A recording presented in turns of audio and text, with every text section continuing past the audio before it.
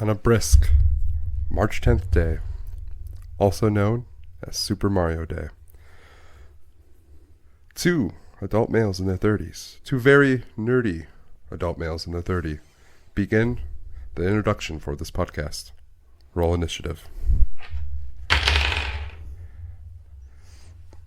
12. Tom, Yes, sir. you have the urge to go first. Roll for a performance check. Ooh, that's not a good sign for this podcast. It's 1. I was really hoping that this was going to be the case. So much so, I might have loaded the die. You have the honor of doing the cold open introduction with a performance check of 1. Yeah. So cold open. Yeah, I'm cool and stuff. You should probably just cue the music. Cue the music.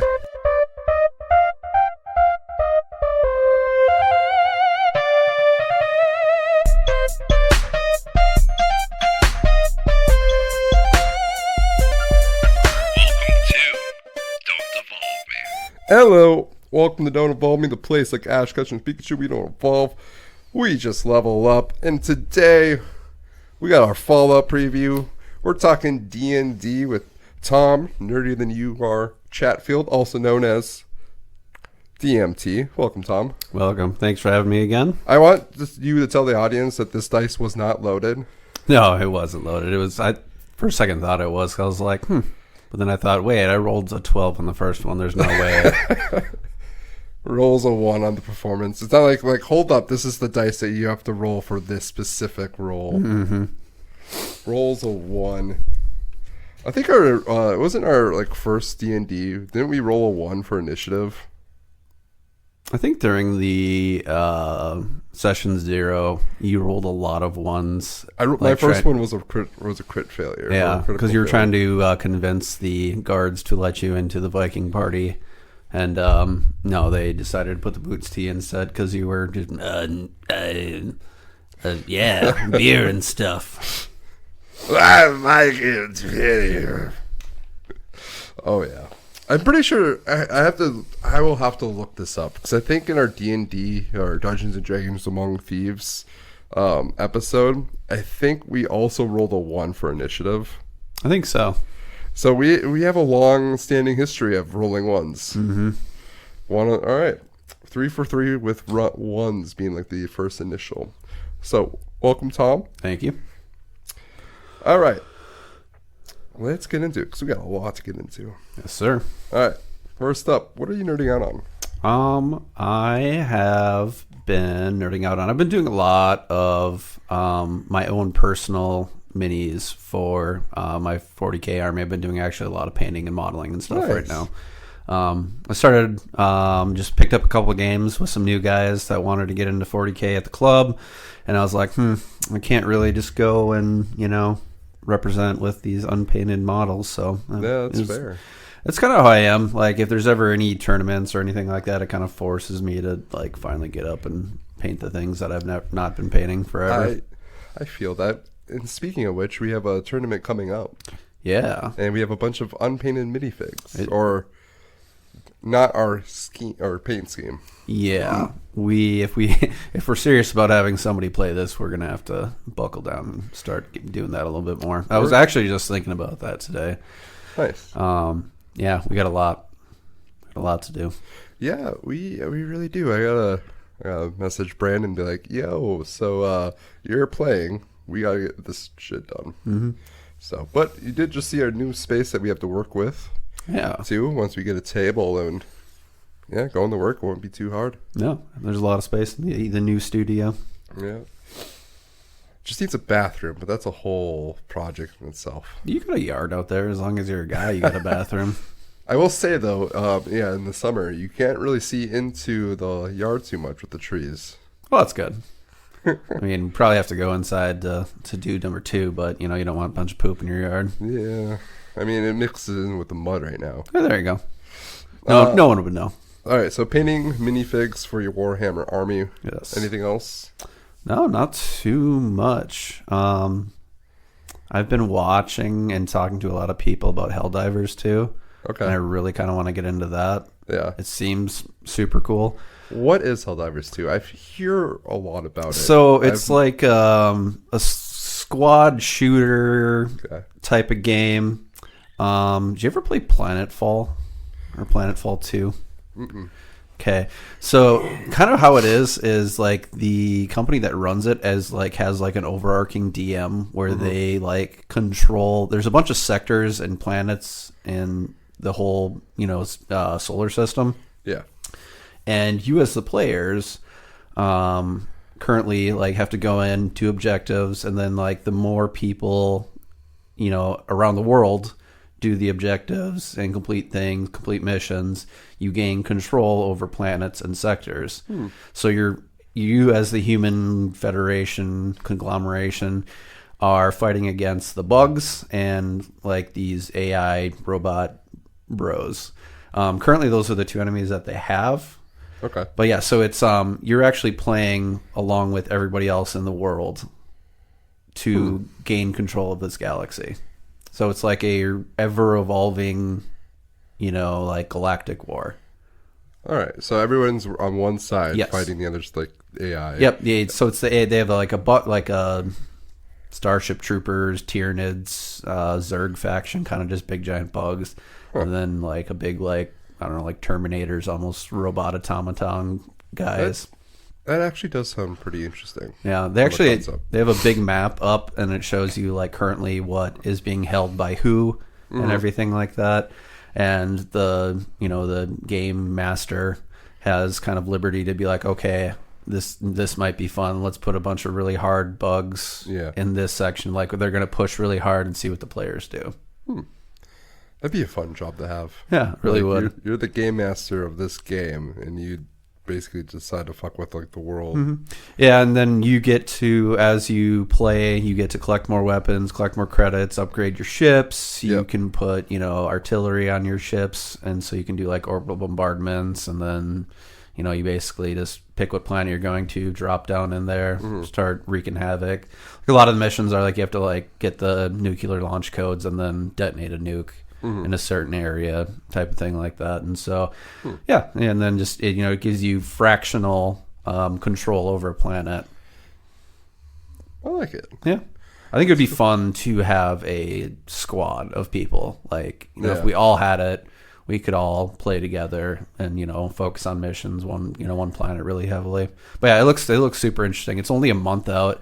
And for being a month release, it's a really polished game so far from everything that I've heard about it. Nice. Bunch of my kids are all playing it, so that's kind of where I started getting into it a little bit. Yeah.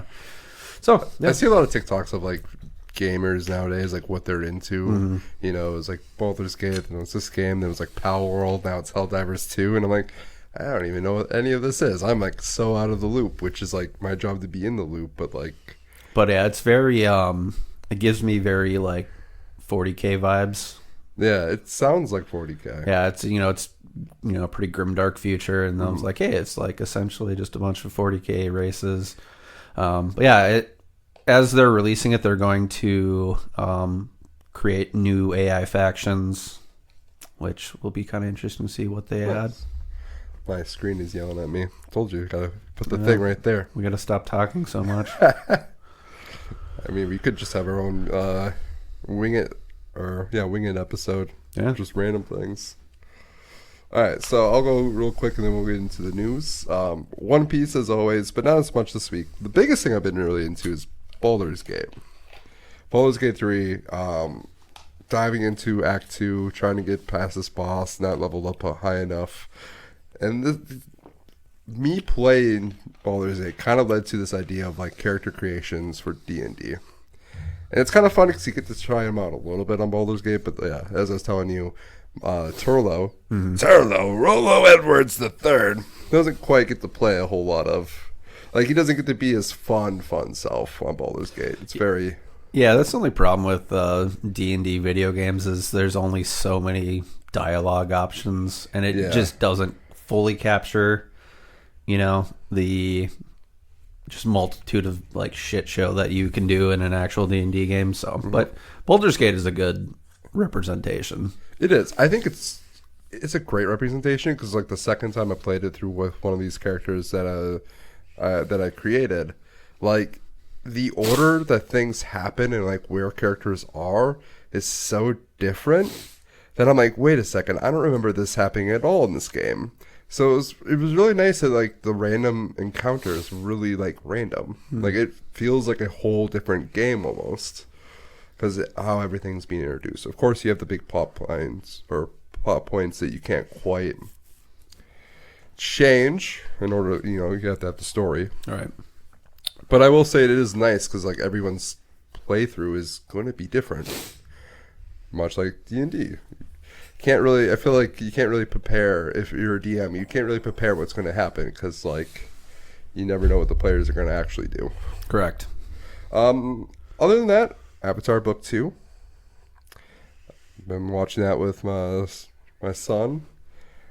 Just finally finished Book 2 for next week. We're going to do a review for that. I actually have not watched the new Avatar yet. I've heard it's good. It is. I gave it a 3-. Well, that's not terrible. It is visually really good looking. The sound is great. Visually it looks stunning at times. At times it doesn't. There's like the water scenes sometimes just looks like they're just splashing water on the actors. like the rock or earth bending, fire bending, air bending, that looks so great, but the water bending is like so here and there. Well, I mean, there's not a lot of other live action comparisons that we can make to, there's only the movie, and that thing is so trash that anything that comes out after that is just solid gold. Yes. The Netflix adaptation compared to M. Night Shyamalan's movie is like 1,000 times better, and that might be too low. Because that movie's trash. That's like the only movie that I'm like, yeah, that's a 1-. I never finished it. I'm too angry to finish it. Okay, well, speaking of that, we'll get into the news now. It's time for a news quickie. Oh, yeah. All right. With Avatar coming out, seasons 2 and 3 have been renewed by Netflix officially. So we are getting Book 2 and Book 3, and that was a question that Brandon asked was, after Book 1, can Book 2 and Book 3 be redeemed, or is this the best we're going to get?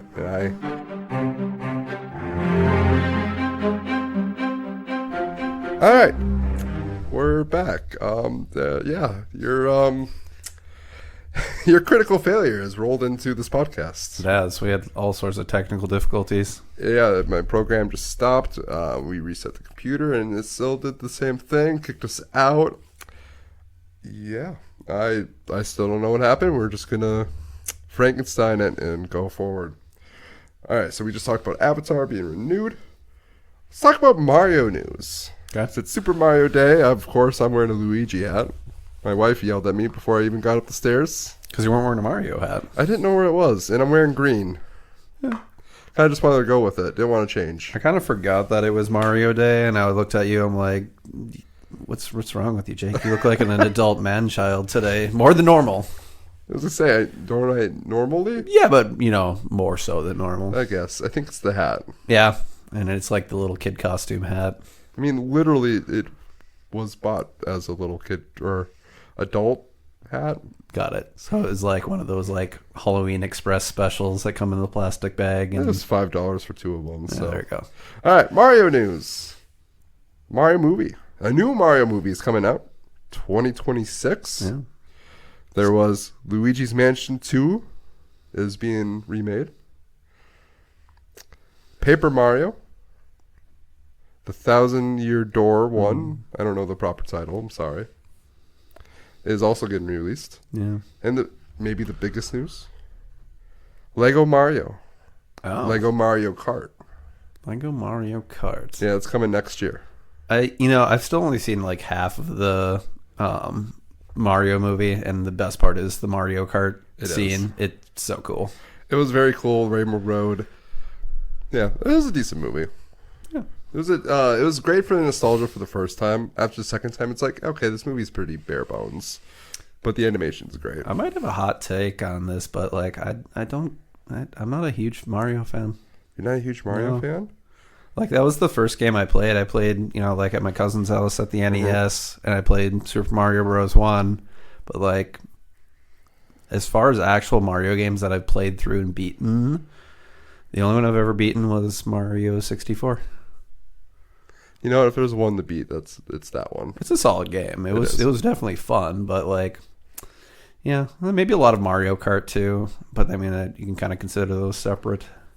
I mean, Mario is very much for casual gamers. Like it's what gets casual gamers into gaming. Right. And you are, Tom, nerdier than you are Chatfield. Yeah. So you not being part of like a big fan of Mario makes sense. Yeah. You are way past that. I'm too cool for that. I'm like nerd hipster around here.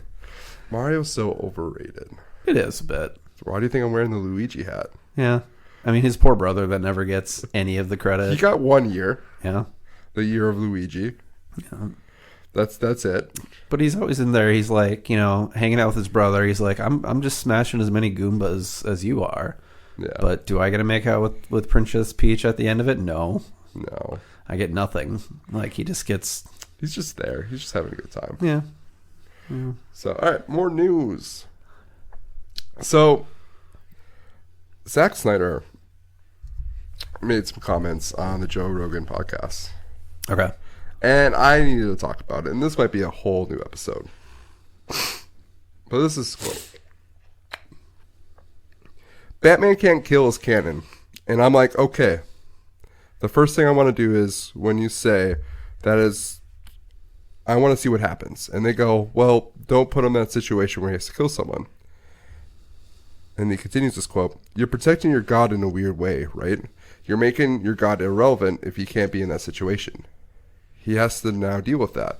And if he does do what he does, or if he does do what he does, that mean, it's really weird. What does it tell you? Does he stand up to it? Does he survive that as a God? As your God, can Batman survive that? And it goes on for a little bit. And this comment pretty much tells me he does not fucking understand Batman or Superman. Are we talking... Was this... Zack this Snyder. was Snyder was saying this? Yeah. Okay. He's talking about how if Batman can't kill, he's irrelevant. And I disagree to the point. Because, like, Batman no kill is, like, core to the character. Mm-hmm. But isn't Superman not killing anybody also core to the character? Yes. And then he snapped Zod's neck? Zack Snyder did that, yep. Man, he still came back from it. No one was like, oh, he's the worst. Because, Zod was about to, like, laser eye some kid's head off. So, I mean... Yeah, I understand his point. To, like, hey, if he's in a situation, would Batman or Superman kill? And I think, yeah. I think if push comes to shove, you can only have two options. They're going to pick the one that saves the most people, right? Right. However, they are superheroes. They usually find a third option. Spider-Man in the first movie, he saves both. Mm-hmm. Superman in every comic would find a different way. In that scenario, you can just fly upwards. And, looking at this at a realistic standpoint, so like Batman blows up a car, to stop the people that are chasing him. Do you really think those people aren't probably dead inside of that car? They're probably dead, yeah. And the Man of Steel, or what was it, Batman vs. Superman, he saves Lois from that terrorist, and he like blows him through a concrete wall, and he goes flying like 85 feet. Yeah. He's fine. Realistic. I mean, like, if you watch any Marvel movie and you pay attention to the casualties the heroes are doing, they do a lot of fucking damage. Right. They kill a lot of people.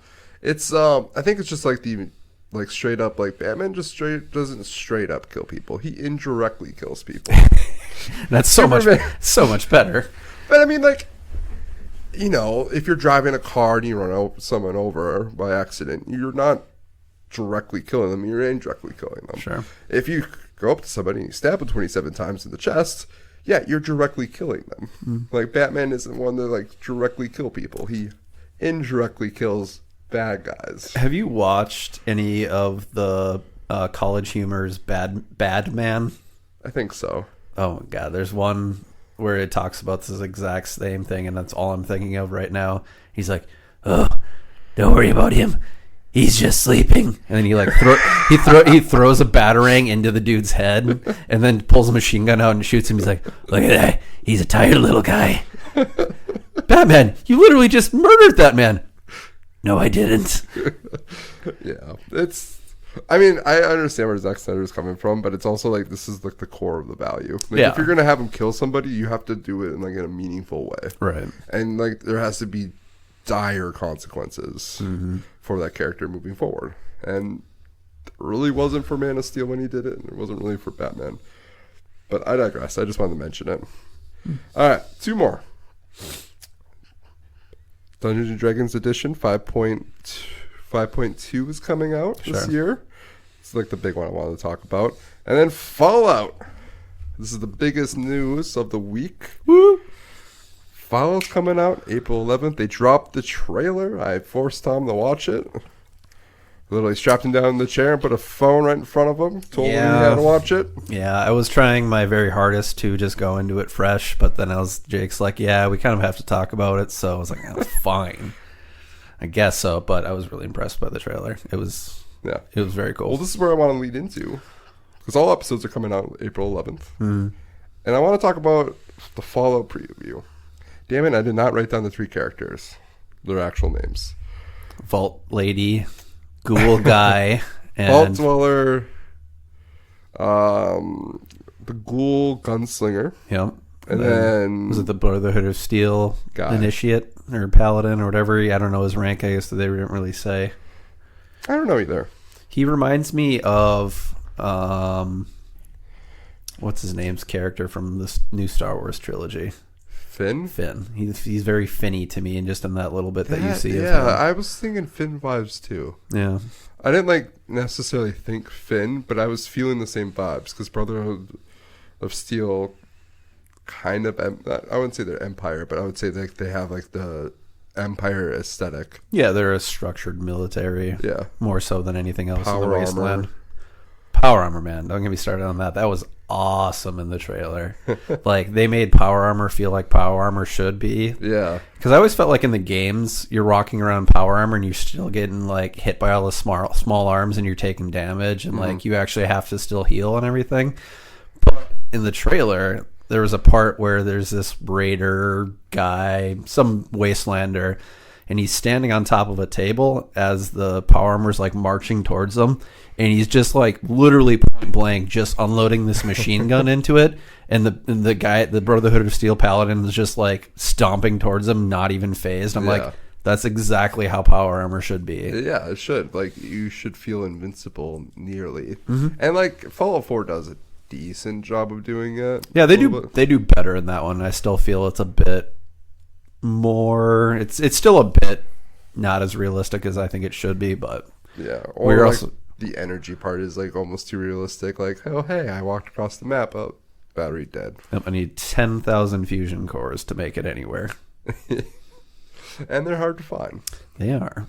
So, after watching it, I got chills because I feel like this is like the greatest of trailers you could probably get for this, for a show like this, and I'm excited because I feel like now we've gotten to a point where we've had so many different remakes. Like 10 years ago, any type of Fallout news for a Fallout TV show, we'd be excited, right? Like, yeah, it's coming out because like these things didn't happen that often. 20 years ago, would be ecstatic.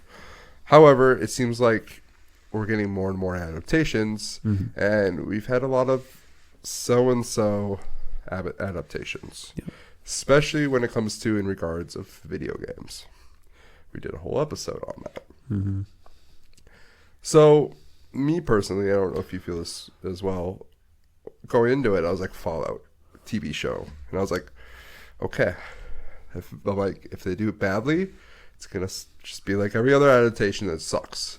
But if they do this well, there is room for an amazing series here. Then I hear some great things. Amazon's doing it.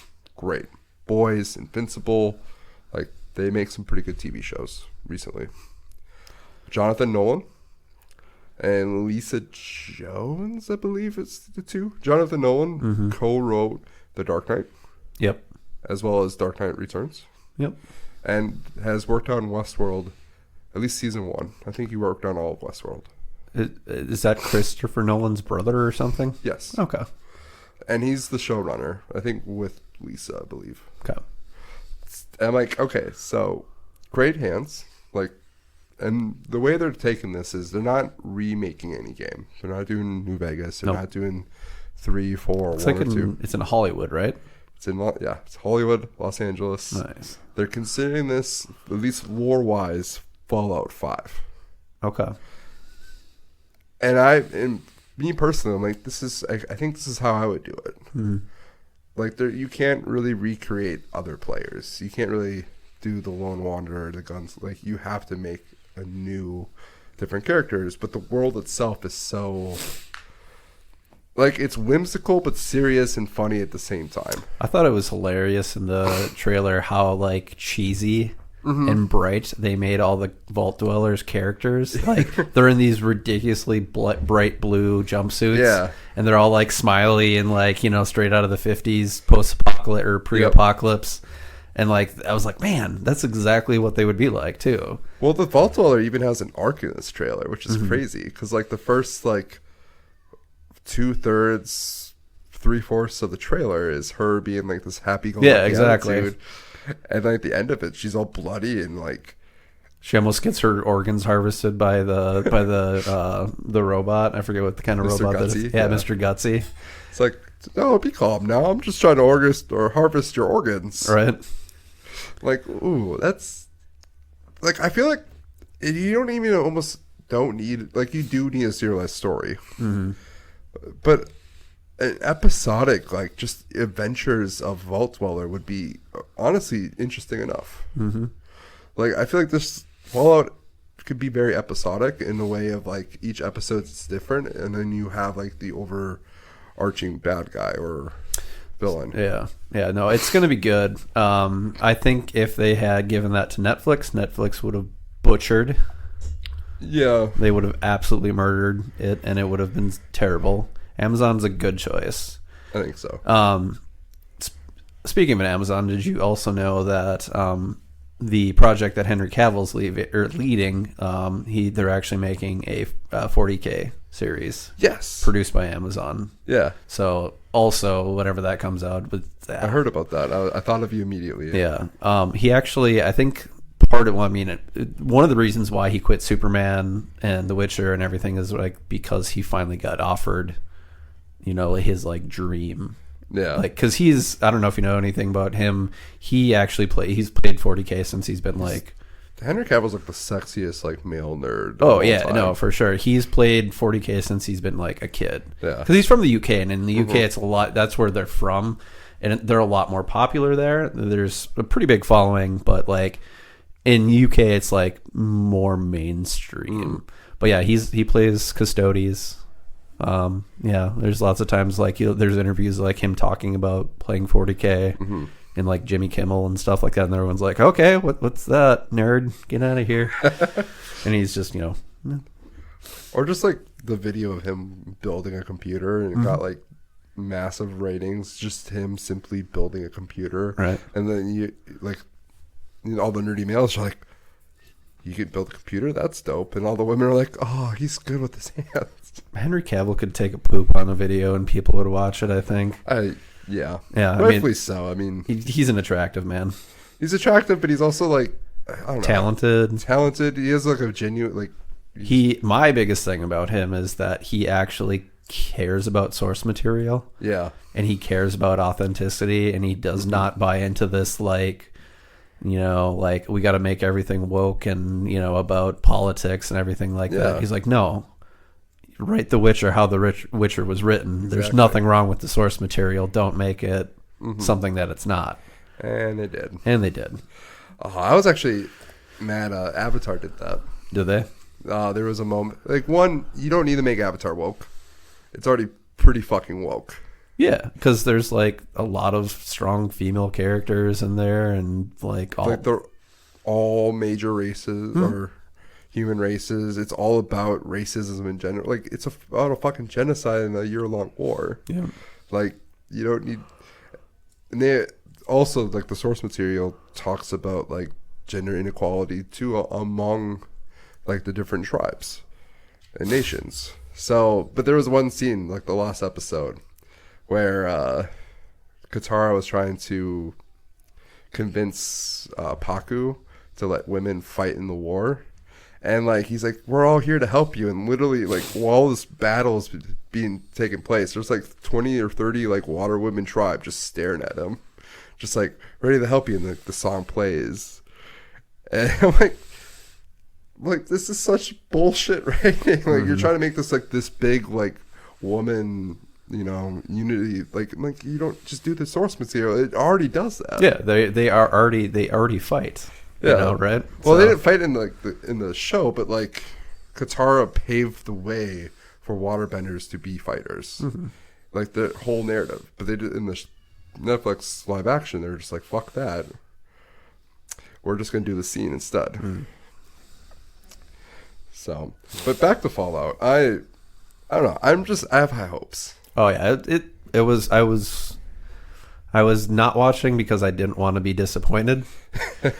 And like I was just gonna go out and fresh, but then I was like, okay, now we want to. It was worth it. It was good. It's worthy of talking about. Yeah, and then like the CG looks great. The like practical effects and the sets that they make look pretty dang good. Every set photo that I've watched, and I looked at a lot of them, looked great. Like the cars in the set photos looks like cars you'd find in the video game. Like the rusted buckets that you'd find on the, like, it looked exactly like the video game. Like this authenticity, like this feels like Fallout. Like if I look at a burnt down car that's just rusted, it should look like the video game. It just makes the world a lot more believable. I also just liked how they opened it too, and like they put in the music. Like they're going with the 50s vibe. They're not just like, it's another apocalypse. That's great. No, this is apocalypse, but with a 50s retro-ish vibe on top of it being this future. It's also whimsical. Like it seems like they really nailed the tone. Yeah, I like how they started the trailer with the introduction of a Vault Tech advertisement for the vaults. I was like, that's a good intro into it. That was Walter Goggins, right? What's up? Walter Goggins, the actor. Oh yeah. And then he plays the ghoul. Oh, does he? Yeah. I'm pretty sure those are the same characters. Could be, yeah. So they're taking the Fallout 4 kind of storyline a little bit. Oh yeah, the vault salesman. Yep. That is, yeah, because you find him later and he becomes a companion, right? Yes. Yeah. I think, I'm like, you know what? I'm fine with a little copy pasting here and there because that's a kind of a cool idea. But he reminds me of like the Lone Wanderer or like the gunslinger. Just he's the gunslinger ghoul. He reminds me of like almost a player from a game. Right. Except a ghoul instead. All right, anything else you want to say about Fallout? No, I'm excited. Thoughts on location? I'm fine with California. I mean, I guess technically they've done close by with it. I wonder if they've done LA before. I wonder if they're going to have the NCR be a big part of it, since they're in California. You would have to. Yeah, you'd almost have to. Think they're gonna do Legion? Hopefully, that'd be a good Legion. bad guy. Yeah, I mean, NRC would be a good bad guy too. Yeah, they're not Brotherhood exactly. of Steel. I mean, I feel like they all could take their turns. Yep. Go back like 12 episodes and we will have a lengthy conversation about this. I think we had a long conversation about how there's no real good guys in the Fallout universe. Yeah. I mean, same with like Warhammer. I feel like a lot of these universes, there's not ever really a good guy. Everyone's just various shades of gray. Yeah. It's not Star Wars. Light side, dark side. Mm-hmm. Yeah, good guys, bad guys. You know what? I'm gonna say the Empire did nothing wrong. They're just trying to bring order to the galaxy and with an iron fist. Watch Andor, man. They still did Watch nothing it. wrong. I would think that, and then I watch Andor, and I'm like, oh man, it's all about oppression, and I actually just like when I was watching Andor, I'm like, man, this just feels like real life. Yeah, a little bit. All right, should we get into D&D? let's do it. D&D. First question I have Sure. No. for nerds. Yeah. What's the correct abbreviation? Is it DND or is it D I always say D&D, like DND, like the letter N. letter N? Yeah. Okay. Because I often see it officially it's D, ampersand sign. Yes. D. But then I see people say DND. Yeah, like shorthand. Everyone you're ever talking about, or when I text it, or message or write anything about it, it's always DND. Okay. Yeah. Just want to do it official. I had the question when I was doing their Scourge of Wendigo, and I'm like, do I do D&D or do I do DND? I don't know. This is new territory for me. I mean, I think either are acceptable. Yeah, I like that though. I like that both are acceptable. There was a TikTok that I was watching where they're like, "What does D&D mean?" And only the real guys know. So everybody was like, "Oh yeah, do not disturb." Yeah, do not disturb. We're like, "No, it's Dungeons and Dragons. Mm-hmm. That's what D&D means." All right, so we talked about the new player handbook. We just said that they are making it, right? Yep. Yeah. Okay. So we're talking about the new edition coming out. 5.2 is not 6. What's your thoughts, concerns, feelings towards a brand new edition? I don't think it's going to be a brand new edition from what it sounds like and what you were saying. It just sounds like it's going to be a 5.5 type of thing. Yep. You said they were going to add some new subclasses and get rid of some subclasses for the ones that have a lot of them.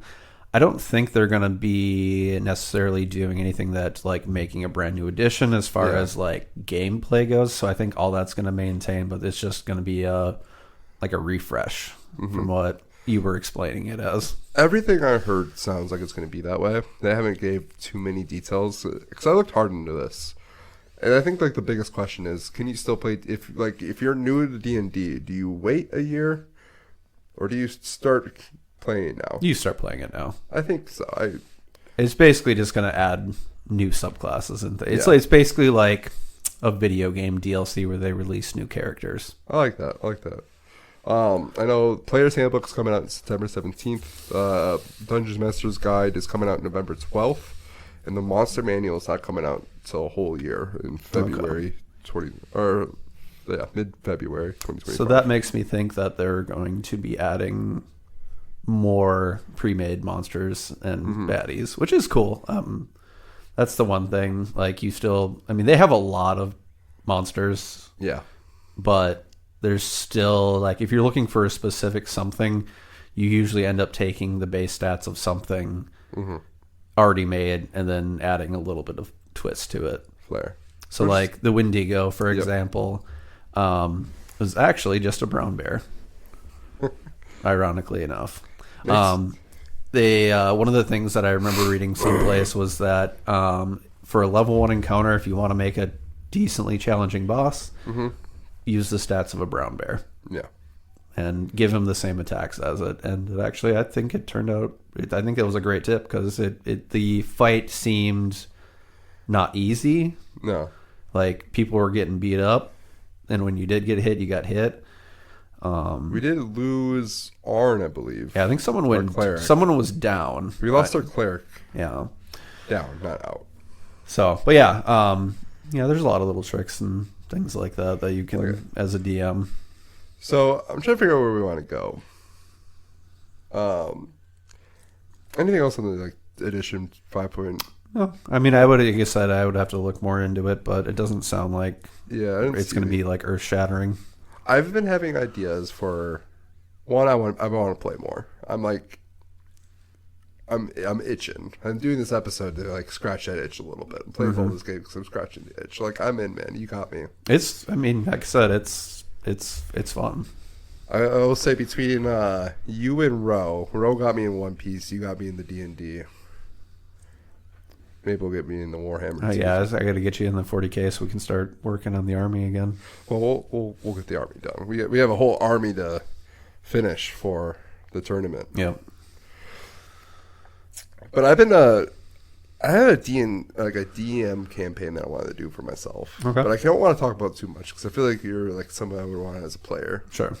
So what are some tips and tricks as a DM, either new or old, What are some tips and tricks? You already said one. Level 1, cave bear. Bear. Sure. Like as far as world building or just... Yeah, world building. Like, should you make your own? Should you use one of the pre-written ones? I mean, if you are a first-time DM, the pre-made campaigns are nice because they clearly spell out what you're supposed to do. Yeah.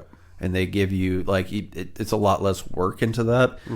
And that would be, I think that would be your first step into DMing, was to, like, run. They have a lot of, like, pre-made campaigns that are one-shots and stuff out there. Yeah. There's a lot of people that just make and sell them.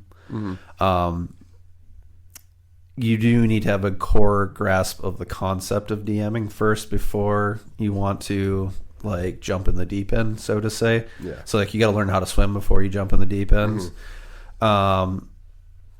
I mean, it also depends on you too. If you're a very creative type and you want to put that much work into it, you can make your own worlds. You're going to be increasing your workload by about tenfold, I think, if you decide to make your own world, own story, that sort of stuff like that, because you are literally coming up with everything from scratch. I have already started doing that. I wrote like 2 or 3 pages. I expected you to do that just from, like, knowing your background and, like, talking about your stories and your writing you've done before. So I expected that from you. Just be aware that you're going to be in for about 10 times the amount of work if you ever want to run that compared to running a pre-written one-shot. I did a one-shot, or I'm working on a one-shot. I think I have a really cool idea. The idea of it is... starts out as a nautical adventure. Session 0 is a nautical adventure, and it ends up being on an island. Okay. Very much like you can't really go anywhere. Is it too crazy? Is it called, it's kind of a contain. Is it called Two Piece? It is based off. It is, like, inspired by One Piece. That is another thing too. Feel like I always take stuff. Like I steal stuff all the time. I steal ideas. Basic stories. Don't go into something like you're writing a One Piece adventure. You know what I mean? For sure. You know what I mean? So you can use elements of that, like, cool, I like this pirate theme, I like this Buccaneers theme, whatever. Use that, but kind of make it your own. It is very much my own. I would not say it's a One Piece adventure. Okay. Definitely not a One Piece adventure. It's very much it's inspired. A lot of things I feel like I'm doing right now is inspired by One Piece. The audio story that I wrote is very much inspired by One Piece. Everything is inspired by One Piece right now, just because I've been playing it so much. Exactly. Or watching it so much. I would say this is more of you end up on this weird island, and you're told a bunch of information about it, and then you're supposed to, like, explore the island, figuring out what's going on. And that's pretty much it. Yeah, I like that. And, like, the way I want to write it is open. Like, I keep in mind I know who I want to be as players, and I know how much of a dick they are. So I am very much, like, preparing as if I'm playing with a bunch of prick players who are going to test the creative bounds of the campaign. Am I one of those prick players? No, I feel like you're me. I was thinking Moser. Oh, yeah. He pretty much told me that he wants to do it and that he would be a dick, so I'm like, I would have to prep for him. Got it. You were here in this room when he told me that. That's true, yeah. That was a while ago. It was nearly a year. Yeah, any other tips? Like, if I do, like, take things from things, it's slight nods to it, and I almost, like, I put them in there to see if anybody's paying attention. Did you do that with ours? Yeah, a little bit. Did we get it? No. Oh, man. Probably not. I don't think you should tell us. I think you should... So, the Scourge of the Wendigo was, I would say, semi-loosely based on, the Epic of Beowulf. Yep. Because we're talking about, like, Beowulf and the Grendel, comes and kills everybody in the mead hall. Yeah. And then also the movie The 13th Warrior, which is a film adaptation of a Michael Crichton book called The Eaters of the Dead. Okay.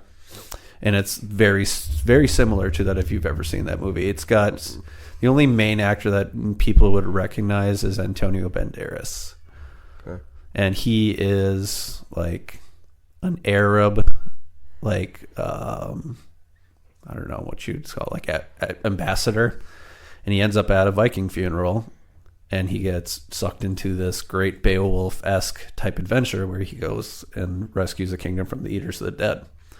I added in like the Wendigo because that was cool, like Native American folklore. Yeah, that I thought was really fun. Wendigo is a dope concept. Yeah, that I've actually wrote an outline for a story I was going to do for a comic, and it's something that Sapphire has drawn many times. Nice.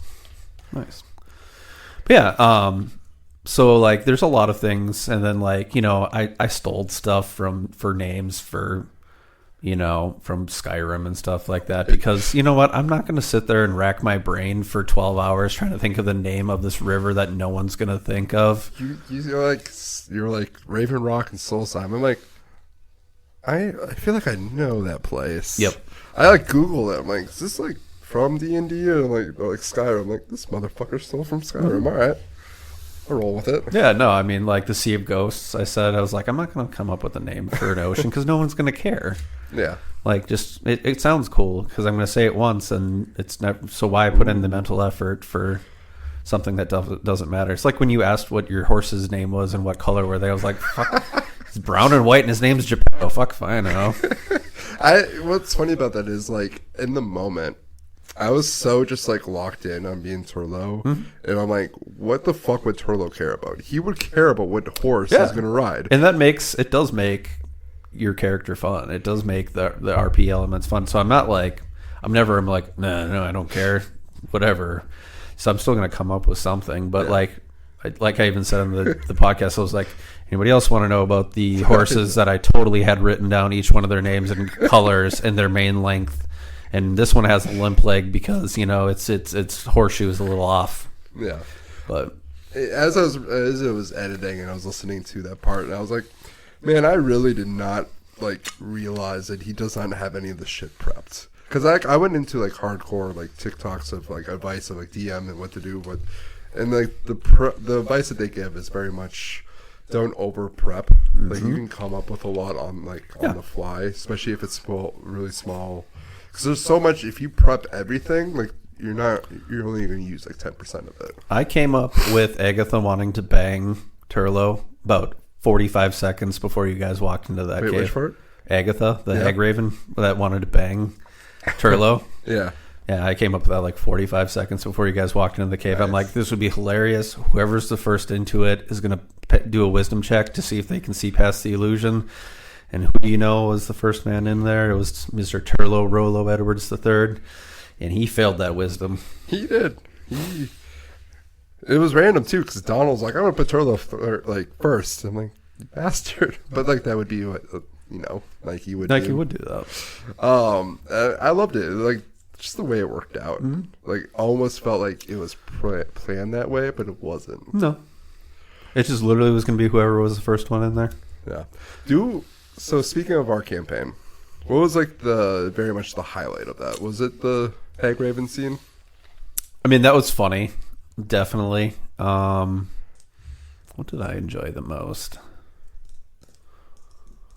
I enjoyed the culmination battle right at the end when we actually finally won. I liked the mead hall encounter a lot. I think that was hilarious with Turlo trying to hide. And he's like a lampshade's on his head. Was it you or Donald the one who like made fun of like that? No, I think you're the one who's like you tried to be a lamp. Yep. I'm like, I fucking love it. I just like rolled with it. So like now that just has to be like lore. Now he tries to be a lamp. He's like the worst rogue ever. Also the best apparently. Like, you know, you're sneaky as hell when you're breaking into dead people's houses. I am sneaky when I don't need to be. Exactly. But very much not sneaky when it comes into a battle. Right. But, you know, hiding around a corner and shooting the killing below. Wonderful. Yep. Great at it. Hag Raven panties. Magic. Sometimes magical Hag Raven panties. That's right. That was a funny story because, like, I was just like, what's like, I'm literally just thinking as Turlo at this moment. Like, magical panties. Magic user panties. Mm-hmm. Maybe. Hey, on an 18, 19, and 20, they were. And you got it. So was there anything in, like, the campaign that you were just like, and I don't want you to give me details because, again, with the DM stuff, they're like, don't reveal too much. Mm-hmm. Don't reveal, like, what you did do or didn't do. But loosely tell me, was there something that, like, you had planned or a scene planned that we just, like, completely missed? That you're just kind of like, yep, I'm going to save this for later. No. No? No. I puppeteered you guys thoroughly. Well done. No, I mean, I got all of the main... I got all the main points that I wanted to get in, kind of the main, like, story points and everything. I think it was, a slightly different order, maybe. That was about the only thing. Yeah. But that's the way that I wrote the campaign, is that you still will do these things. It's just you guys decide what order to do them in. Gotcha. Nice. So, it's somewhat railroading, but the railroad has paths that all end up leading to the same spot. Very telltale of you. Yeah. Like, no, I'm not railroading you. It's just like every choice ends up to the other thing. Yeah. No, that's really what it is. You just, like, you have the overall arc in your minds, and you just, you ad-lib where you need to ad-lib to continue the story along. Yeah. I don't think any of us were really being dickish about it. We kind of, I think, followed the plot threads. Yeah, I think Took it seriously. I mean, there was other stuff that I thought I guess there was one thing that you guys didn't do. I did have a little scene that if you had gone after the son and questioned him more, he would have challenged you to a like honor duel. Oh, that'd be cool. And he wouldn't have done it himself because he's a pussy. So he would have had Ivar One Eye be his champion. So that was the only thing that you guys didn't really do that I had ideas for that. I was like, that's a possibility. But you guys went more the route of, checking the cleric out rather than that. And they both would have led to Agatha. Yeah. So regardless of what route you took, you still brings you to giving you. That's what I like to do, is just give you several options and think of the ways that you might feasibly get the information. Mm-hmm. And if you guys start going one direction that I didn't really have planned, that's when you just ad-lib and you're like, okay, then maybe then you'll have an encounter with a certain person at this place that you guys decided to go to rather than, meeting him in his chambers or something like that. It's like having plan B as an option or plan C. Like, like, hey, if they go in a completely opposite direction that I haven't planned for, what can I do to bring them back? Or what's this alternative story here? And there's other things that I added in there where, Agatha needed something of the eaters in order to, like, identify and give you information about that. The only thing that you guys found was that claw after the mead hall fight. So if you guys had completely foregone and ignored the farmstead that was burning, you still would have had the claw. Nice. So you still would have had something that made sense. Yeah. The funny part is, too, I totally had it written in there if you guys had actually investigated the claw, which I think somebody did, but they rolled like a 2 on investigation. Yeah. They would have quickly realized that it was just like a glove.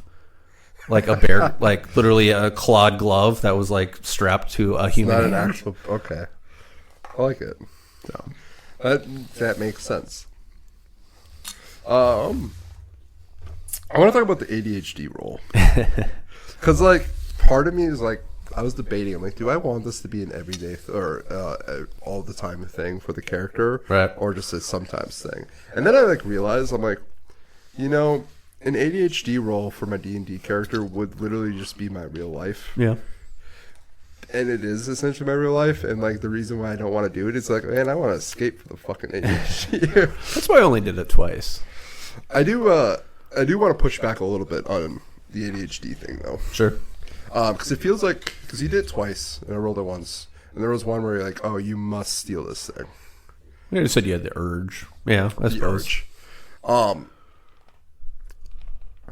The only thing I would change about it is ADHD is a multitude of things. Sure. But it isn't necessarily like an unbreakable urge to steal something. It's more of a motivation factor of like, one of the great examples I did is speaking to animals, right? If you roll whatever the check would be for speaking to animals, it's a 20 or like a 19. Now do an ADHD check. You can speak to the animal, but if you roll a low ADHD check, you are not listening the entire time. Or you're talking to the animal about something completely different.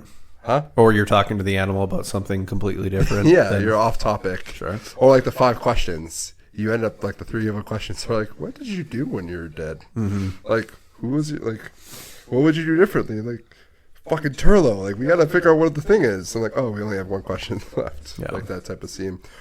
Or just the traps when we're making the snares. Mm-hmm. Like I rolled the high, whatever the roll was, made 14 of them.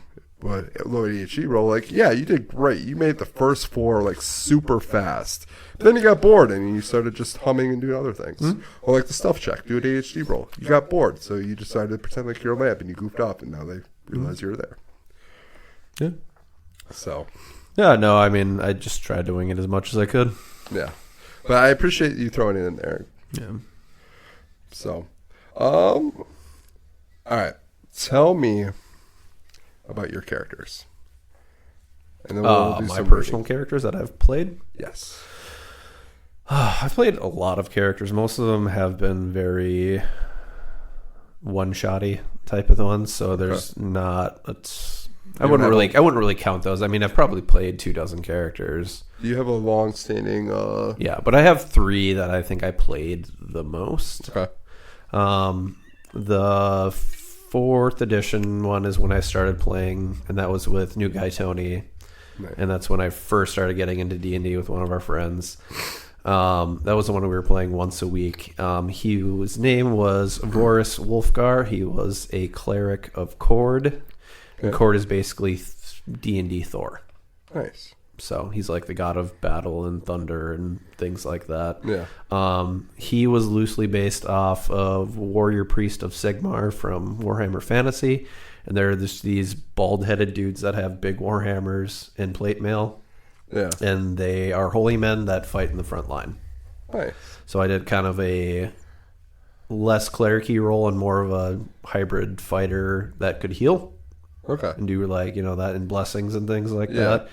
So we did him like 2.5 years, I think.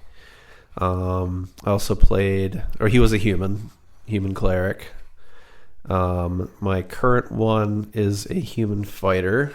His name is Dorian Blackmane of Skellig. Like he is a monster hunter. Okay. So he was the one I loosely based off of Witcher. Right? Witcher. Yeah. So I ended up level 3 when I got my subclass went Eldritch Knight, which is just a sort like a fighter that also dabbles in spells. So like a Witcher. Yeah. He was the one where I took all the spells that I took. I tried to make them fit with the Ards. What was it? The Ards? You got like the little fire blasts and the shields. Is it and Agni? Maybe. Their Igni is the fire spell or the fire Ard. Okay, yeah. I forget what they're called. Yeah, I know what you mean. I think they're Ards, if I remember right, ARDS or something like that. But anyways, yeah. So I took all the ones that were like Witcher-esque or whatever, and so he was just like a new monster hunter that just graduated, and he's just going around to make money. Nice. We ended up starting a monster hunter / mercenary company called Black Gore and Company, because Blackmane was my name, and then the other main character, one of the other main characters that my buddy Mike played was Gershwick Kilgore. So we were Black Gore and Company.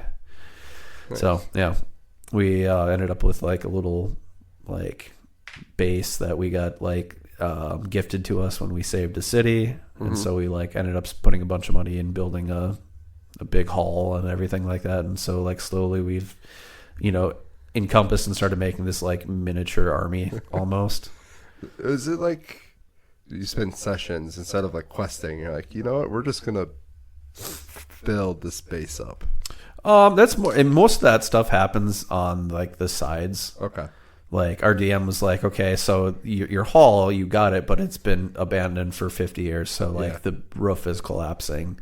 And so he's like, it's going to cost you X amount of money to, you know, like hire stonemasons to fix the hall.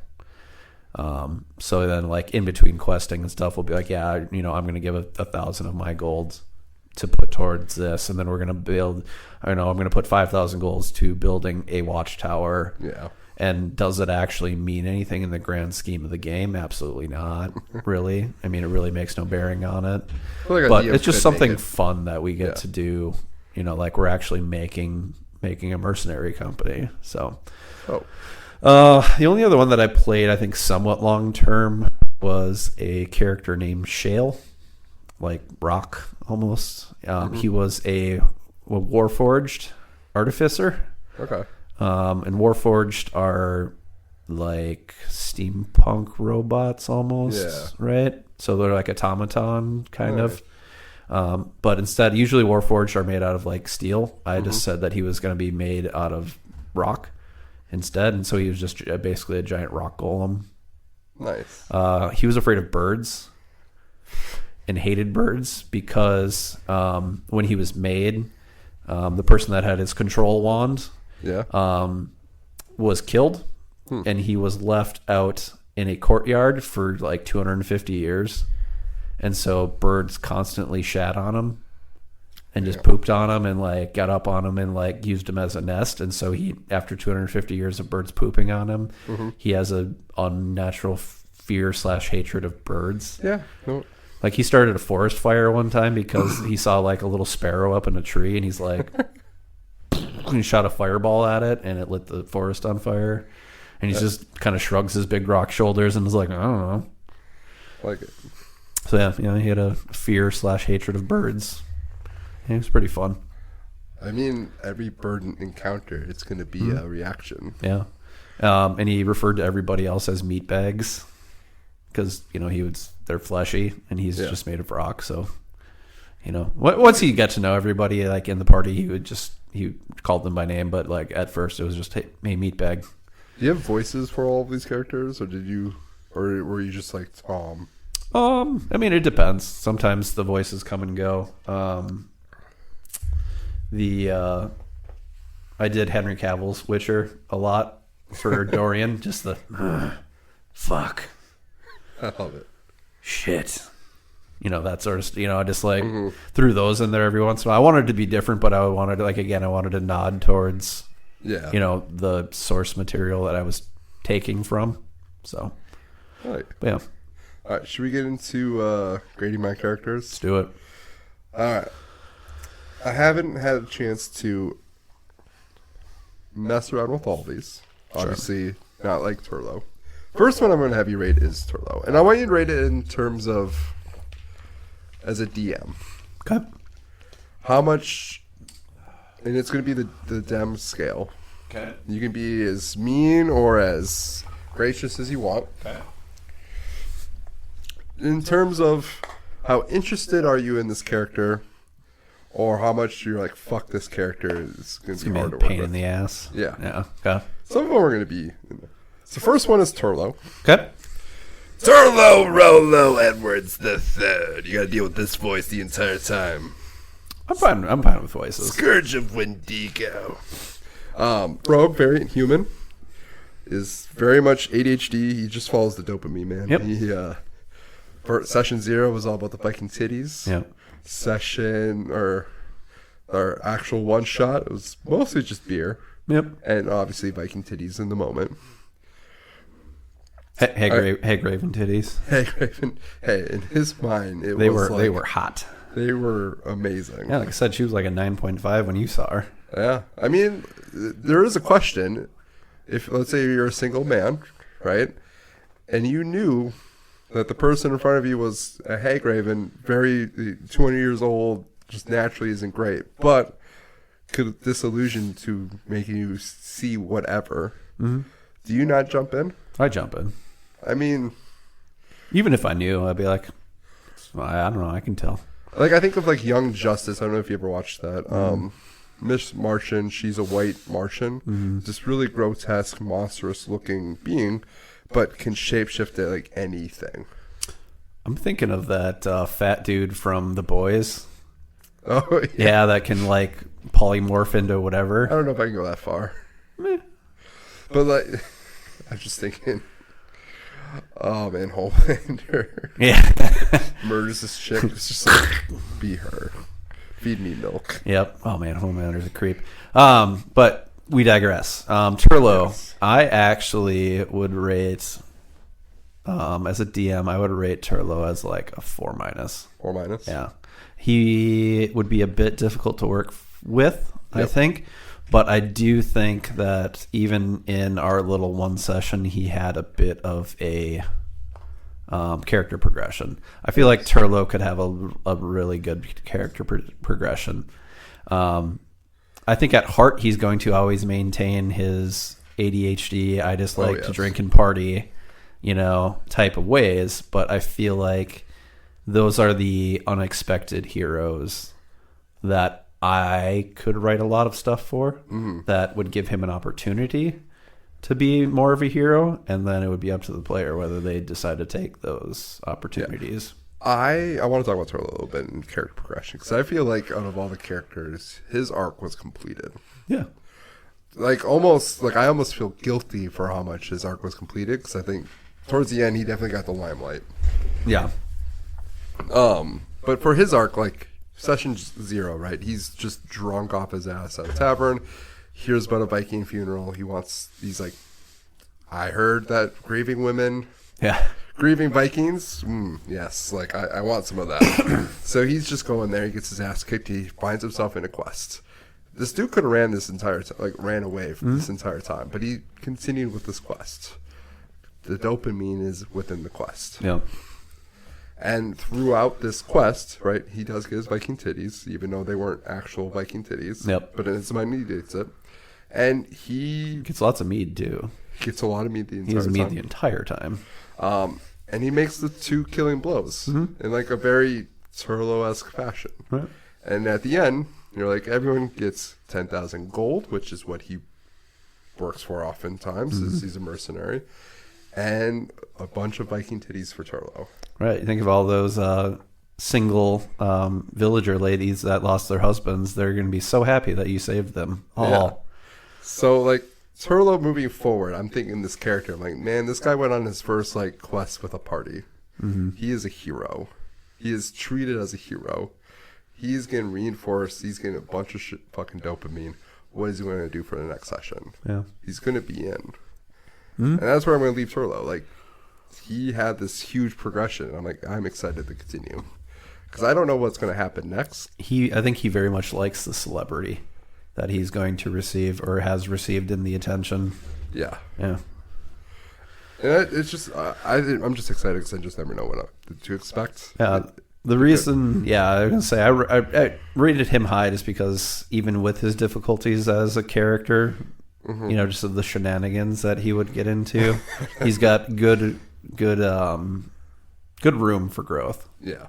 Which is cool, which is what I usually look for. And as well as if, your quest is interesting enough, he's in. Yep, exactly. Or if you just give him the fucking mead. Yep. Oh, Nike. Don't give him mead. Like, fucking give him his mead, man. Give him speed. Give him his mead. He will be fine. All right, next one.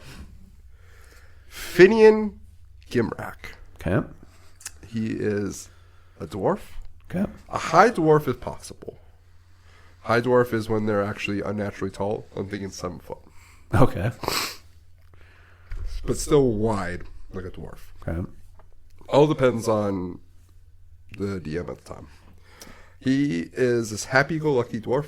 He is a giant teddy bear. He follows the god of Tyr, but not specifically following the god of Tyr. I believe there's Tyr paladins in Baldur's Gate. Okay. Not necessarily. I was trying to find the right god for him to follow, and I'm like, Tyr sounds like a god that he would follow. He worked in the Church of Tyr, and then set on his own to basically serve the world in justice. Like, he wants to bring justice to the world. But at the same time, he's also a servant of Liara. He also wants to bring joy to the world when he's not focused on the mission. He is a character who will indulge into fun things, but will never take over the mission itself. Always focused on the mission. Okay. Wants justice in the world, does what's right. Dwarf Paladin. Dwarf Paladin. Okay. Happy-go-lucky. Happy-go-lucky Dwarf Paladin. What's his oath? Because that's a big thing for a paladin. Yeah. Because generally, that's the problem with having a two-pronged paladin is because, like... But you said, like, he's always going to follow whatever his mission is, right? Yes. Before the joy. Okay. I get that. His oath is to bring justice to the world. Okay. Bring justice, be good to the people, serve the people. Okay. His oath is to the people. Okay. Personally, I find paladins boring. Huh? As a DM, I find paladins boring. Okay. Because there's this stereotype of kind of like the lawful dumb paladin is what they call them. Yeah. And it's just, no, that is my mission. I'm going to stand in front of these horde of 1,000 orcs because my oath says that I must do this, where they're just going to die. Yeah. But I do like the more human aspects of him, whereas like he's serving multiple gods, whereas he's also trying to bring joy into the world. So he has a lot of I think he has a lot of potential for story building as far as having conflicts within himself. Like, do I follow the straight and narrow and do I follow justice? Or, do I, do something that serves more the people that I care about and love? Yeah. Like, there's a lot of room for conflict with him, I feel like. I So agree. he would have a good, again, progression for a story arc. The other thing that I always see is like he's out there for justice, but who's determining the justice? He is. He is. So is that going to be right always? So Who knows? He could potentially cause conflict amongst the party or an NPC or something like that. Like, if the king wanted somebody captured and he's like, I demand justice, and they deserve to die for their crimes, and this could cause conflict amongst the party and NPCs and things like that. So I'd give him like a 3+. Okay. He was the one I was probably the least excited for. Yeah, he's again. That's more so my own personal bias against paladins because I think they're boring as shit. My goal for him was, I want to make a character that one is more of a fighter rather than like a rogue, who's also kind of like happy-go-lucky, very party-friendly. And I feel like this character is very party-friendly, but also the interesting thing I have is he doesn't actually follow Tyr the god. He doesn't follow the church. He doesn't follow any sort of like order or religion. He is, in a way, a mercenary, but a mercenary of like high morals. Okay. So that was my thought process. Because, like, let's say the followers of Tyr, right, do something that he doesn't think is justice, he would fight back. Okay. Not trying to, like, change the rating, but more just explain the character. No, that's fine. And again, that's more my personal bias against paladins than anything. Oh, yeah. All right, next one. I'm not sold on the name. Eot Reed. Okay. Mostly because Elliot Reed from Scrubs. Okay. Half-orc cleric. Possibly multi-class as a barbarian. Okay. Was born in an orc village that was often cruel. She was able to escape from a young age and lived in a poor shack with her mother in a big city. She outright rejects orc culture for the cruelty that she saw. Her mission is to heal the world around her and gain knowledge to heal more. She hides her face because of how people treat her. Okay. Can speak quickly, especially if interested in the topic, but often speaks really slowly, very dumb sounding, very orcish. I would say is more neutral to good. If she is pushed in a fight, let's say like if some dude was like right up on her and knocked her damage, she would be triggered enough to be more of a hand-to-hand, like, brawler type of fighter, which is where I put Barbarian as a possible multi-class. Subclass, yeah. Yeah, again, that would add for some pretty interesting stuff because you kind of got a two-pronged thing. You said she's hiding her identity most of the time. Yep. Okay, I like that. It would be a fun character too in a setting that was a little bit more like grimdarky, I think, where people don't treat non-humans as well as other ones. There'd be a lot of opportunity for some pretty good interactions with that. Be prepared for two prongs. You keep saying that, and I feel like two prong is like every character I wrote. Right. Has like a second part to it. Sure. Well, I mean, then that does make it makes it harder, but it makes it more interesting as a DM. So you want to try to come up with things that fit both of those prongs. Yeah. Yeah, I would say we'll give that one a 4. 4. I like that. And for the record, if I were to play any of these characters, they would all be male just to match the maleness. Sure. But in my mind, she would be a female. Okay. But either or would work. They're more like genderless. Sure. If anything.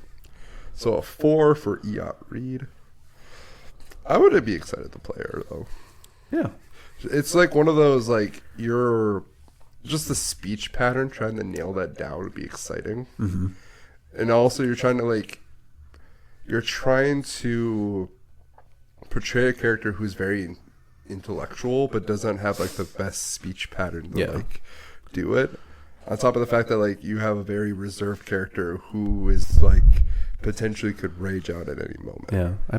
One of my other side characters for our current campaign is a half-orc monk, which is hilarious. Yeah. He's also like, he sounds dumb, but actually a little smarter than... Yeah. I do him in a hard, like, Cockney accent, like orc accent. It's good. Can you show us for the... What should he say? Well, it's not exactly what I think, Little Green, but then again, you is smarter than I am. I love it. Man, I love your accents. Yeah, he plays his buddy is a goblin. This is we have another like side story. So we have like lower level characters that we play along with, and we call it the Staghammer Stories because the hall our mercenary hall is called Staghammer Hall. Nice. So like we'll switch between DMs every once in a while. My buddy Mike runs these like one or two session shots. Yeah. And we use our side characters who are the people that we have recruited throughout with our main characters. That's dope. Yeah. So the orc's name, what is his name? Oh, I can't. Oh, his name is Urgar Teethbenda, like teeth. But that goes back to 40K. Their currency is teeth, because they continually grow teeth. So that's what they actually buy and sell things with is their teeth. Or when they knock people's teeth out, they take their teeth and like give them for a new gun or something like that. I like it. It's grotesque, but I like it. And I did Teethbenda because it was supposed to be like Airbender because he was a monk. So yeah. Nice. All right, I have the next one. Buka Budman. Buka. This one, I would say, is very much. I would have to get the DM approval on. Okay. Mostly because, like, the nature of this character very much is opposite of, like, what you would need to be for an adventurer. And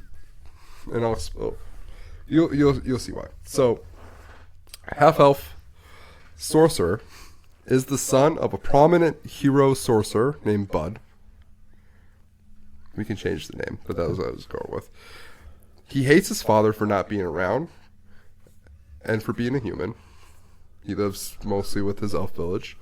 He spends his life denying his calling.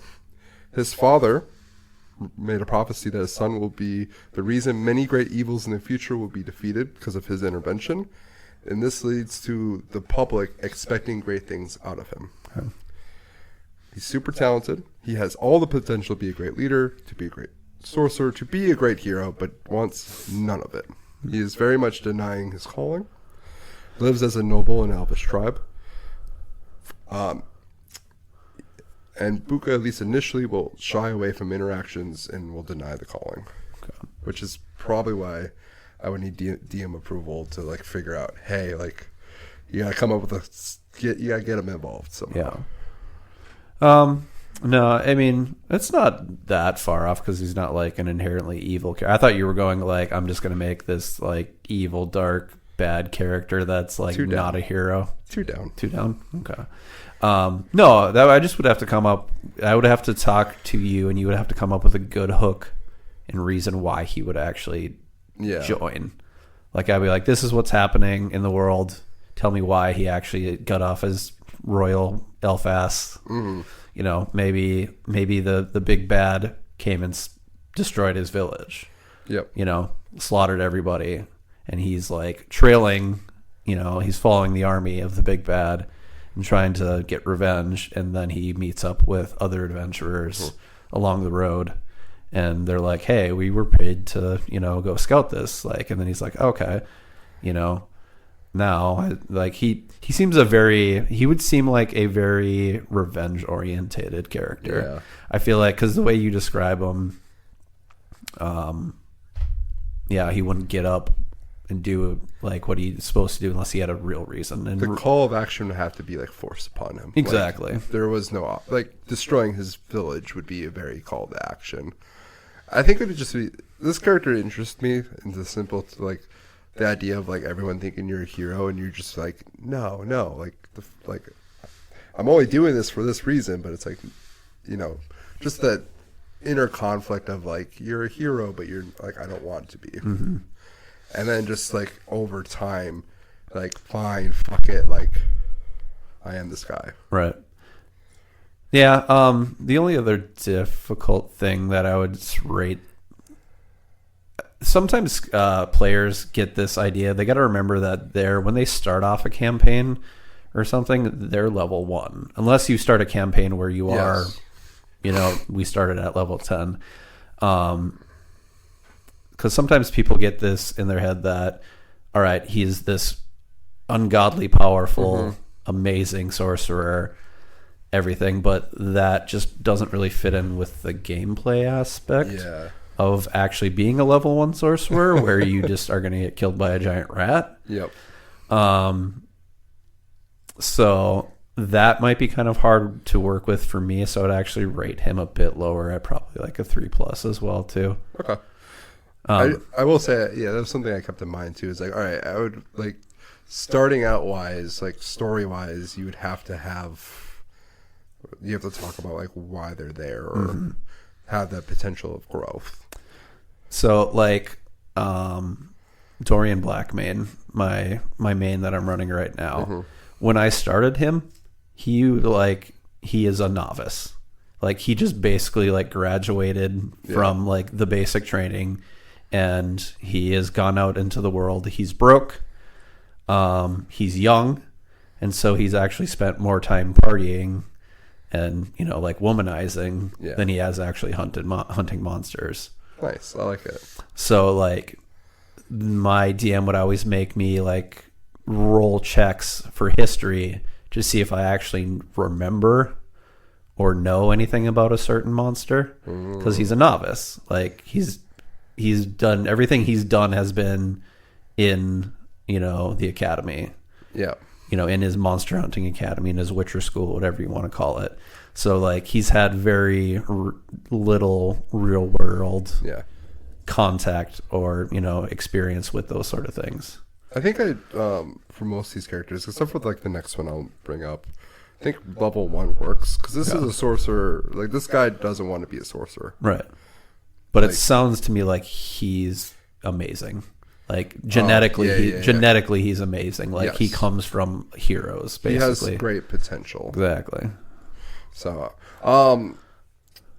in order to be a sorcerer, you have to get your power from like a dragon. Yeah, some sort of deity. What dragon? I don't even know. I think I picked blue dragon.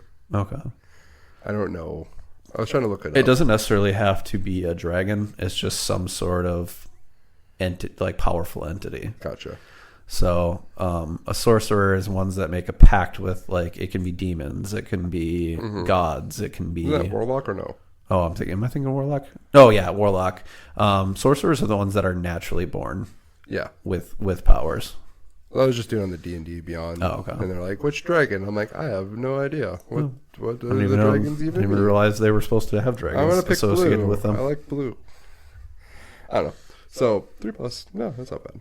All right, the next one, this is the last one, or I have two more. This is the one where level 1, I don't know if it makes sense. Zaxxas, the Village Slayer. The Village Slayer. Okay. He's a tiefling, could be an orc, could also be dragonborn. Just a big, powerful dude who turned into a monk, very much similar to the character you just mentioned. Mm-hmm. He was a former soldier, and his big, regrettable past mistake is he was so happy and so excited to like go out and kill things that he didn't realize he was part of a party that killed an innocent village and slaughtered them. Mm-hmm.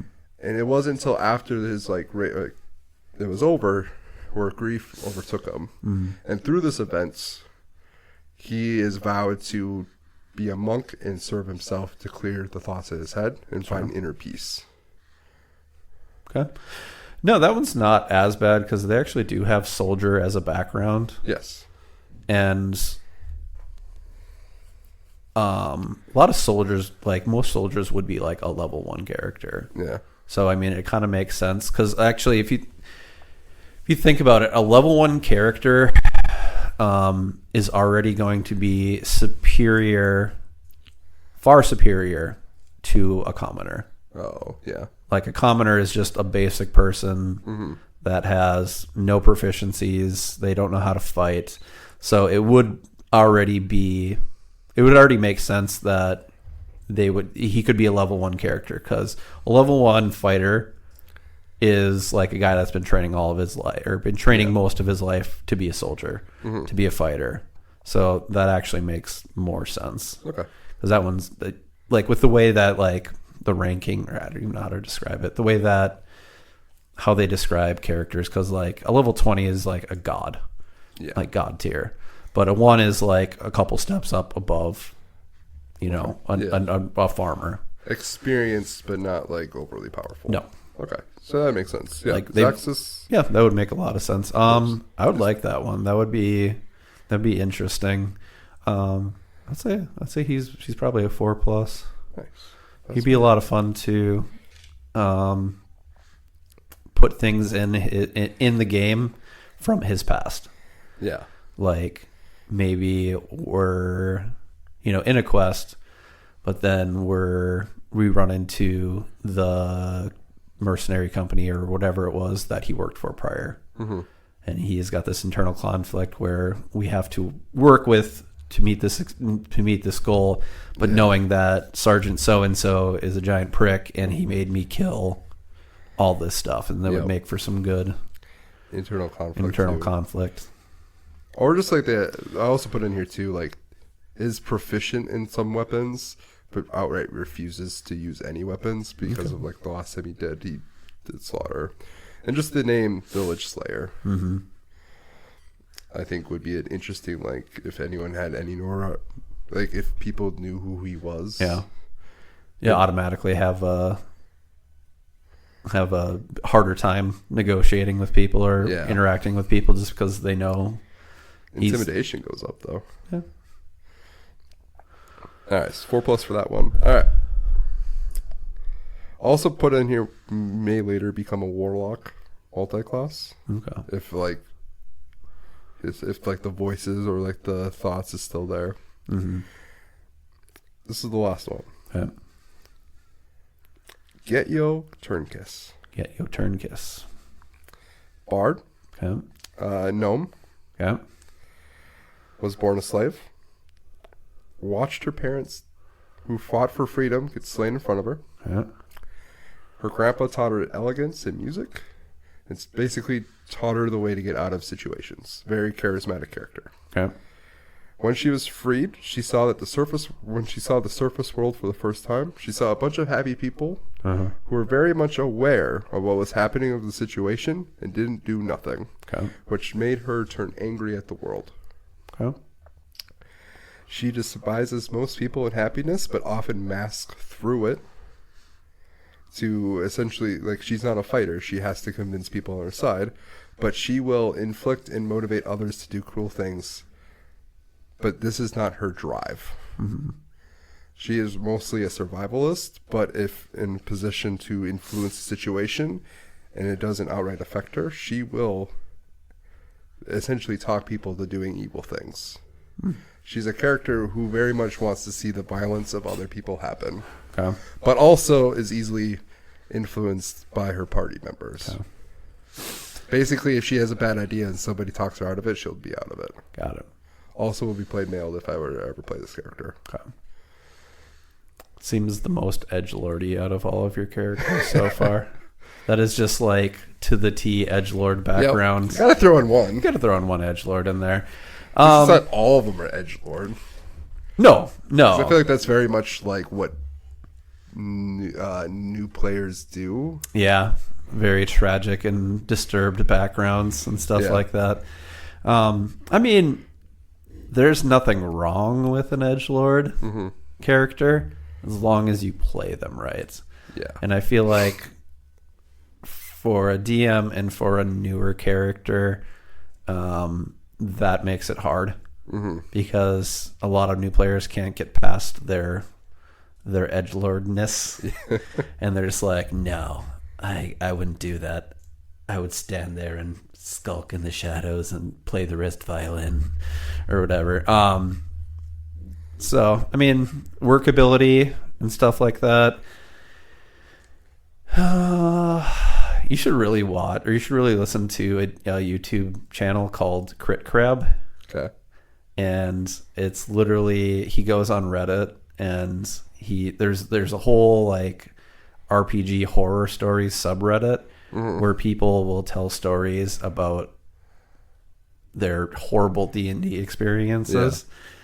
And you might get what I'm talking about a little bit more. But yeah, I mean, I like the idea. I mean, it's a little more in-depth of an edgelord, but it's still an edgelord. So I'm going to give that one like a 3. Okay. It would be hard to work with for a new player, and I feel like that character would cause a lot of conflict amongst the rest of the party. I think so. That was like the hard part too. So this is the second character I created, and this one was like, I want an evil character. An evil bard would be fun.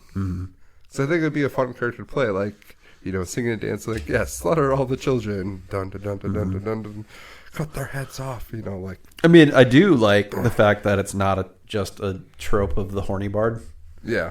So I mean, there's that.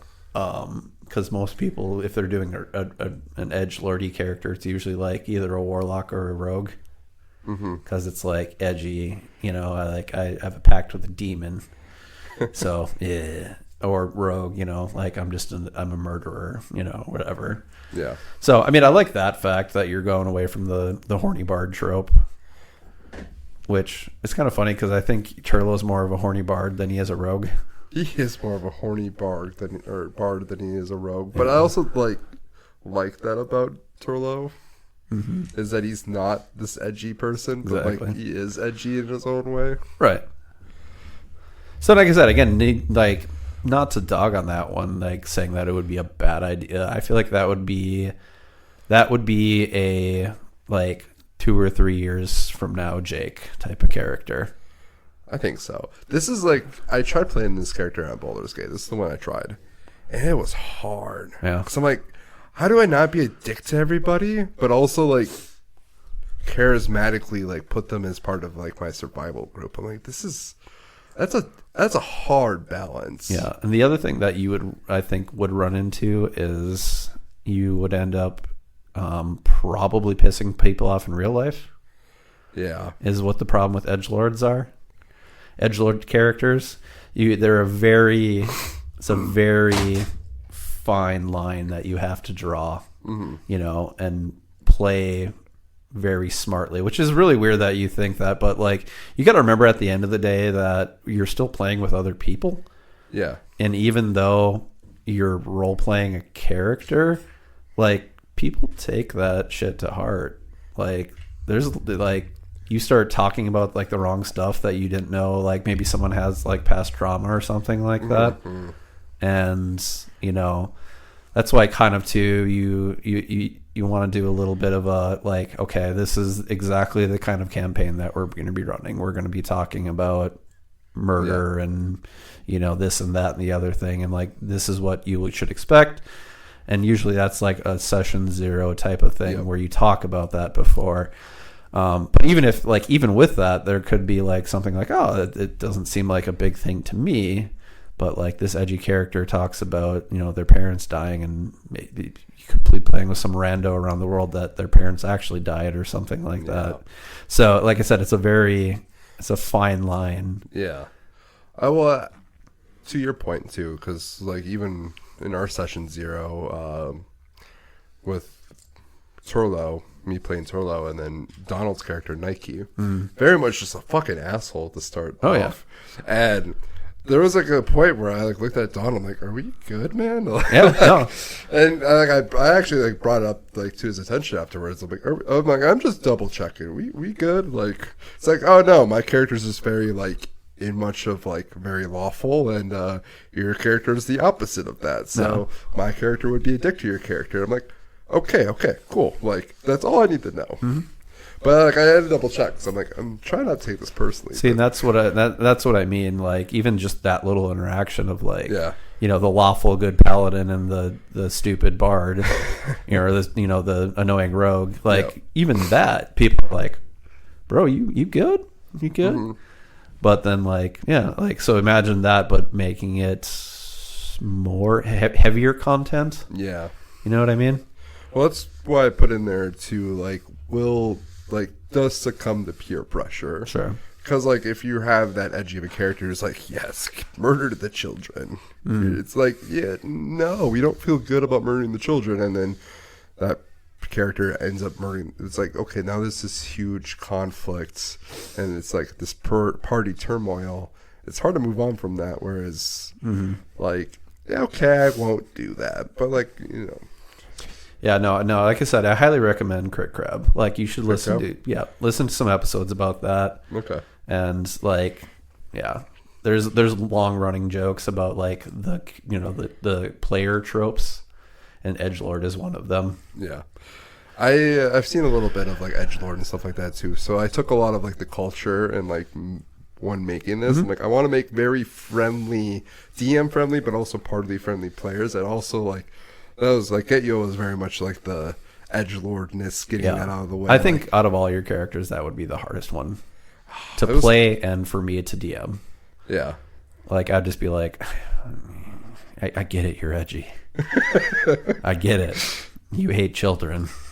I will say though, I feel like there is like an edgelord where if like that's all you do is just like murder them and that's it. Like I feel like that would be kind of a fun joke, but after a while it gets.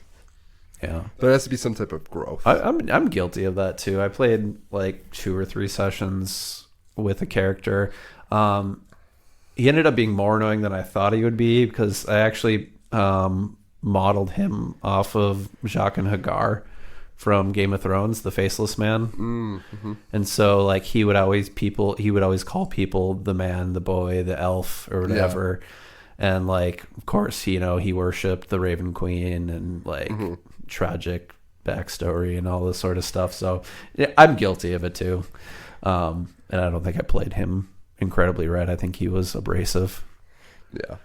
That was like the one thing I worried about like Turlo too, is being like overly abrasive. See, he wasn't like, I think stupid is a lot more acceptable in D&D and than edgy is. Like people, D&D is almost synonymous with doing stupid shit. So it's like, the stupid, fun-loving party character. That's why the horny bard's so easy to play, and that's why it's a trope.